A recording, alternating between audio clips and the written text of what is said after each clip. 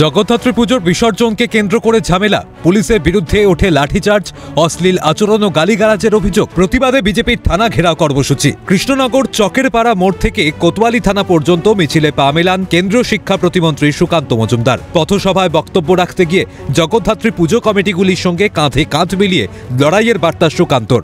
জগদ্ধাত্রী পুজো কমিটিকে যেভাবে অত্যাচারের সম্মুখীন হতে হচ্ছে, প্রত্যেকটি জগদ্ধাত্রী পুজো কমিটির সাথে ভারতীয় জনতা পার্টি দাঁড়িয়ে আছে। আপনাদের সাথে কাঁধে কাঁধ মিলিয়ে আমরা। তবে আগে থেকেই মোতায়েন ছিল বিশাল পুলিশ বাহিনী। বিজেপি নেতাকর্মীরা থানার সামনে পৌঁছতেই বাধা দেয় পুলিশ। বচসায় জড়ান বিজেপি নেতাকর্মীরা। পরবর্তীতে অবস্থানে বসেন তারা। একই সঙ্গে কোতোয়ালি থানার পুলিশের বিরুদ্ধে ব্যবস্থা গ্রহণের দাবিতে সরব সুকান্ত মজুমদার। যে সমস্ত পুলিশ কর্মীরা আমাদের মহিলাদেরকে এই ধরনের অশ্লীল কথাবার্তা বলেছে, সেই সমস্ত অফিসারদের বিরুদ্ধে যদি ব্যবস্থা না হয় তাদের আমরা ছাড়বো না।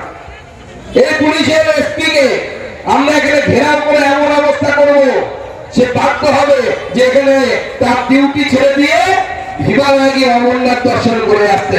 গত শনিবার জগদ্ধাত্রী পুজোর ভাসান চলাকালীন অগ্নিগর্ভ পরিস্থিতি তৈরি হয় কৃষ্ণনগরে। ভাসানে যাওয়া মানুষের ওপর লাঠিচার্জের অভিযোগ ওঠে পুলিশের বিরুদ্ধে। পাশাপাশি পুলিশের বিরুদ্ধে ওঠে অবভ্য আচরণ এবং অশ্লীল ভাষা ব্যবহারের অভিযোগ। প্রতিবাদেই বুধবার পথে নামে বিজেপি। প্রসেনজিৎ বিশ্বাসের রিপোর্ট, ক্যালকাটা নিউজ।